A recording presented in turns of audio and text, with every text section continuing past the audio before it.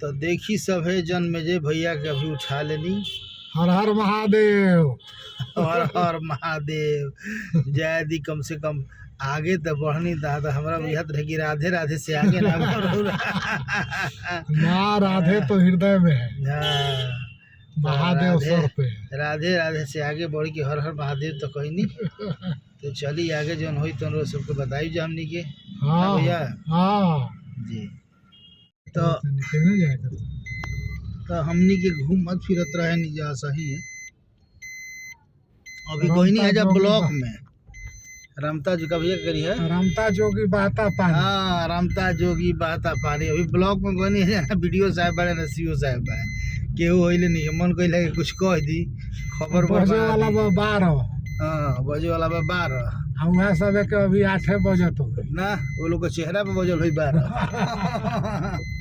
तो चली ए भैया बड़ा कुल हमनी के हालांकि शुरू से ही पूर्वज सब जितना भी बाड़े अलग अलग बात बड़ा सोच समझ के कहले रहे लोग। आज भी उस पर यदि फॉलो कइल जाओ तो निश्चित तौर से बढ़िया होला। हाँ कैसे तो नहीं रहे कि रवि के पान कैसे कैसे तो नहीं रवि के पान सोम को दर्पण मंगल गुड़ बुध को धनिया। मंगल के गुड़ हाँ अच्छा बुध के धनिया। बुध के धनिया बीएफए जीर। बीएफए के जीर माने जीरा जीरा। अच्छा सुख कहे मोहे दधी से पीर। सुख कहेला कि दधी से पीर में दही खा। हाँ अच्छा शनिवार को आदि पाऊँ। शनिवार को आदि पाऊँ शनिचर के आधा उधर के हुए। हाँ सुख संपत्ति के घर ले आऊँ ना। हाँ कवना कवना दिन के केने केने जाइल जाला। सोम शनिचर पूरब न चालू मंगल बुध उत्तर दिश कालू। अच्छा बीएफए दक्षिण करही जो प्याना। हाँ समझो ताको फिर नहीं आना। मतलब हाँ का दिन कह दिन जल्दी जल्दी से फिर से कहीं महाराज का बड़ाई का ढेर लोग देखता वही कौन सा यात्रा बनाई है। यात्रा के हुए। हाँ सोम के सोम शनिचर पूरब न चालू। हाँ अर्थ समझाई मतलब सोम के या शनिचर का पूर्व के यात्रा ना है। अच्छा मैंने पटना जाएगा वही तो लिखे जाएगा शनिचर का सोमवार के। हाँ हाँ और बोली मंगल बुध उत्तर दिश कालू। अच्छा मंगल बुध के छपरा उपरा लिखे जाएगा ना मंगल के बुध के। हाँ बीएफए दक्षिण करही जो प्याना। अच्छा समझो ताको फिर नहीं आना। बीएफए दक्षिण करही जो प्याना। बीएफए का दक्षिण ना जाएगा दक्षिण ना जाएगा मतलब सहार हर जाएगा तो बीएफए का ना जाएगी। दादा देखे के होई जे गोइल बीएफए के दक्षिण फिर लौट के ना आई ठीक नु। तो ऐसा जैसा दिन बना भैया। हाँ सब दिन के बढ़ाइए काम करे। अच्छा इहो कहल बा कि जो स्वर चले वही पग दीजिए आ पोथी पतरा बगल में कीजिए।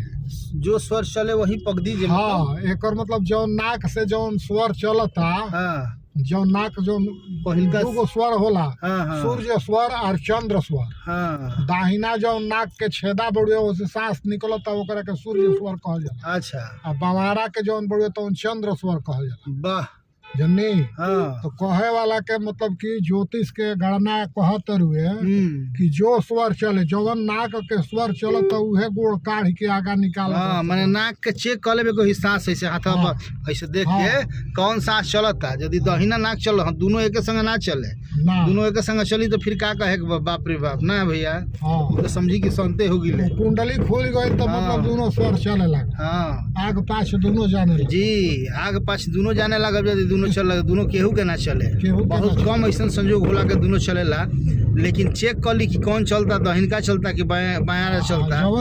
जवन चलत हाँ उहे गोड़ बहरी काढ़े के बाद यदि दहिना चलता पूर्वज के कि जो स्वर चले वहीं पग दीजिए आ पोथी पतरा बगल में कीजिए। वाह क्या बात है। पतरा की जरूरत ना पड़ी जरूरत नहीं है बगल में कह दो जी। अब वह गोड़ काढ़ के निकल जाता है जाता टन तो अब हमनी के जाता नहीं जा यदि कृष्णेंदु भैया बेटा जी हैं तो उनको उठाइए ले भैया अगर बाद सही पिछड़त रहो दिन भर ना भैया। हाँ हाँ कहीं दही चिड़ा वाला जजमान बेटा जी है तो ना मिली तो गमछी में सतुओ सान लिया दियर के आदमी हम क्या बात है। देखिए अब क्या होता बना रही सब है क्या हम चल देनी अभी हम कहनी कि ना लौकुश रथ रामना मैदान चल गई हमनी के चाय दुकान पे आ गई देखिए चाय पिए देंगे और मेरे कृष्णलू भैया बड़े जन्मजय भैया छोटू जी यहाँ के तो चिंतन अंजनी खास करके ब्यूरो चीफ हल्का कहाँ देखा होता नहीं, कहीं नहीं देखा होता, रिकॉर्ड करते हैं ना। कैसन बन ठीक बानी बोलिए मैं ठीक है, बहुत बढ़िया, चाय कैसन बा बहुत बढ़िया बा, राउरा सो जाने से बा, ऐसे मिठास ज्यादा बा। हाँ ये तो बात बा। और छोटू जी के तो भाई एकदम विश्व विख्यात है ये, इनको कौन नहीं जानता है। कैसे विश्व विख्यात कह दी कानवा ट्रेनवा में इनके कटल है वायरल भई रहन पूरा करवा पैसो ना दिले सर हाँ चली धन्यवाद।